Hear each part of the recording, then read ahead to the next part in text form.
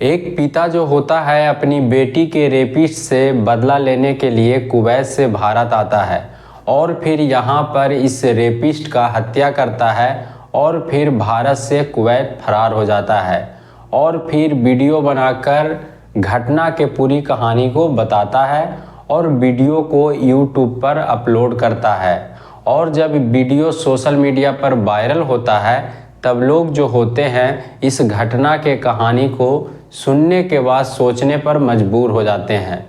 तो दरअसल यहाँ पर एक कपल होता है और यह कपल जो होता है भारत को छोड़कर कुवैत रहता है और वहाँ पर यह कपल जो है जॉब करता है। अब यहाँ पर यह कपल का एक लड़की भी होती है। तभी यहाँ पर यह कपल जो होता है अपनी छोटी बच्ची को कुवैत नहीं लेकर जाता है और यहाँ पर यह कपल जो होता है अपने परिवार के पास में अपनी बच्ची को छोड़ देता है। यहाँ पर लड़की जो होती है अपनी मौसी के घर आंध्र प्रदेश में रहने लगती है। अब यहाँ पर इस बच्ची के माँ पिता जो होते हैं वह कुवैत में रहते हैं और वहाँ पर जॉब करते हैं। यहाँ पर यह बच्ची के माता पिता जो होते हैं अपनी बच्ची के पालन पोषण के लिए समय पर पैसा भी पहुँचाते हैं, भेजते हैं। अब यहाँ पर बच्ची जो होती है अपनी मौसी के साथ मौसी के घर पर रहने लगती है और यहाँ पर बच्ची जो होती है वह कुछ दिनों तक ठीक ठाक से मौसी के घर पर रहती है। अब यहाँ पर एक दिन अचानक से यह बच्ची के मौसी जो होती हैं वह बच्ची के माँ के पास में कॉल करती हैं और बच्ची के माँ से बच्ची के मौसी जो होती है वह बोलती है कि आप अपनी बच्ची को अपने पास में लेकर चले जाओ, मैं आपकी बच्ची को अपने पास में नहीं रखूँगी। अब यहाँ पर बच्ची के माँ जो होती है वह सोचने लगती है कि आखिर मेरी बहन जो है इस तरह से क्यों बोल रही है। तब यहाँ पर बच्ची के माँ जो होती है वह बच्ची से बात करती है। तब यहाँ पर बच्ची जो होती है अपनी माँ से बताने लगती है कि मैं अपनी मौसी के घर नहीं रहूँगी। तब माँ जो होती है अपने पति से बताती है कि बच्ची जो है इस तरह से बोल रही है। तब यहाँ पर इस बच्ची के पिता जो होते हैं वह अपनी पत्नी से बोलते हैं कि तुम कुवैत से भारत जाओ और अपनी बच्ची को अपने पास में कुवैत लेकर चले आओ। तब यहाँ पर बच्ची के माँ जो होती है बच्ची को लाने के लिए कुवैत से भारत निकल जाती है। अब यहाँ पर बच्ची के माँ जो होती है जब अपनी बहन के पास बहन के घर आंध्र प्रदेश पहुँचती है तब यहाँ पर अपनी बच्ची से मुलाकात करती है।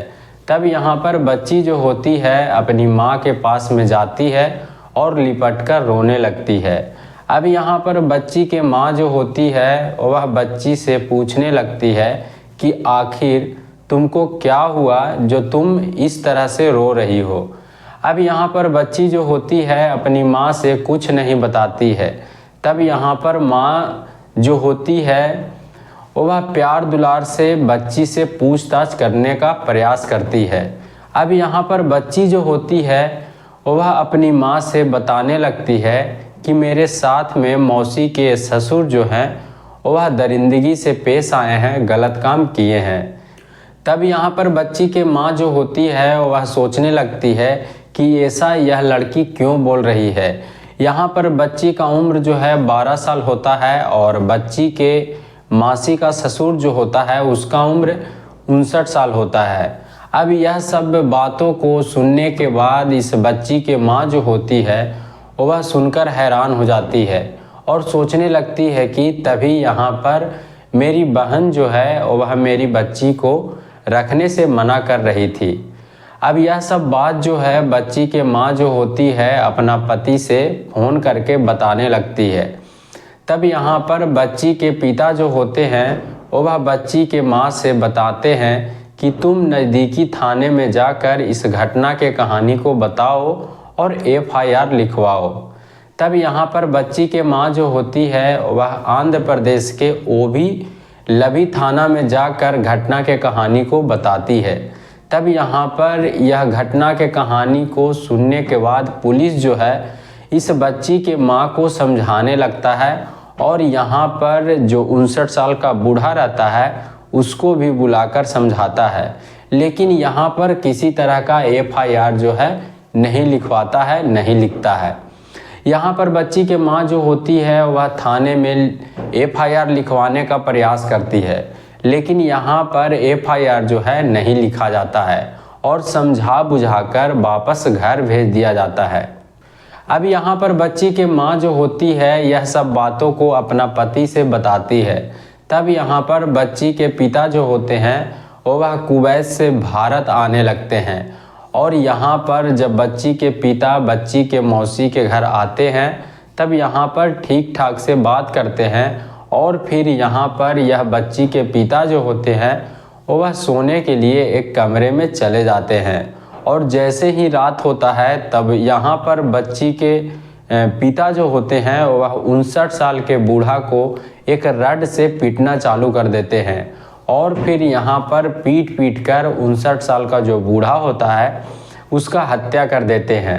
अब यहाँ पर बच्ची के पिता जो होते हैं हत्या करने के बाद भारत से कुवैत फरार हो जाते हैं और फिर वहाँ पर एक वीडियो बनाते हैं जिसमें घटना के कहानी को बताते हैं और फिर उस वीडियो को YouTube पर अपलोड करते हैं। और जब यह वीडियो सोशल मीडिया पर वायरल होता है तब लोग जो होते हैं इस वीडियो को देखने के बाद जानने का प्रयास करते हैं और जब इस तरह के घटना के कहानी को जानते हैं तब लोग जो होते हैं सोचने पर मजबूर हो जाते हैं। अब यहाँ पर बच्ची के पिता का कहना होता है कि मेरी बच्ची के साथ इस तरह से दरिंदगी होता है और FIR करने के लिए थाने में जाता हूँ तब यहाँ पर थाने में FIR जो है नहीं किया जाता है, नहीं लिखा जाता है और समझा बुझाकर वापस भेज दिया जाता है। तब यहाँ पर मैं इस तरह का कदम को उठाता हूँ। अब आगे का जानकारी क्या है इसको हम जानेंगे अगले वीडियो में। तो इस घटना के कहानी को बताने का मेरा उद्देश्य नफरत फैलाना नहीं बल्कि आप लोगों को जागरूक करना है, सचेत करना है और कहानियों के द्वारा समझाना है। तो जैसा कि इस घटना में आप लोगों ने देखा कि एक 12 साल के बच्ची के साथ एक 59 साल का आदमी जो होता है वह दरिंदगी करता है और यहाँ पर थाने में इस बच्ची का शिकायत जो है नहीं लिखा जाता है और ना ही यहाँ पर बच्ची को चेक किया जाता है और ना ही 59 साल के आदमी जो रहता है उसको गिरफ्तार किया जाता है।